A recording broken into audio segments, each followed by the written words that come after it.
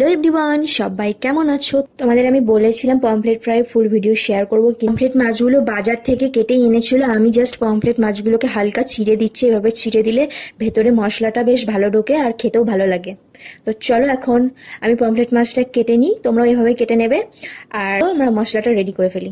প্রথমেই আমি একটা পাত্রে আদা, জিরে, ধনে সমস্ত একসঙ্গে পেস্ট করা আছে, আমি দিয়ে দিলাম।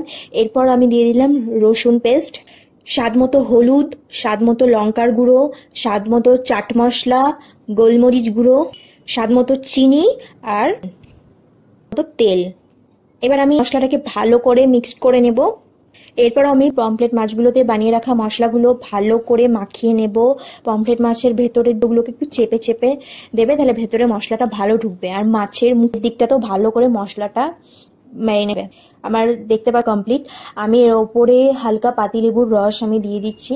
এরপর আমি পমফ্রেট মাছটাকে আধ ঘন্টা মতো ম্যারিনেট করে রেখে দেবো। আর আমি এনেছি সুজি আর বেসন, এটাকে একটু ভালো করে ছড়িয়ে নিলাম। আর এখানে তেল গরম টোপিট এভাবে করে তারপর তোমাকে দেবো।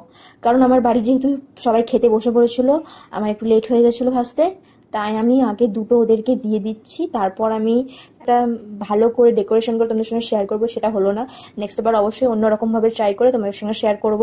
তো দেখো আমার পমফ্রেট ফ্রাই একদম রেডি। তোমরাও এভাবে বাড়িতে বানিয়ে খেয়ে দেখো, এত সুন্দর খেতে আর স্ন্যাক্সের জন্য তো বেস্ট হবে।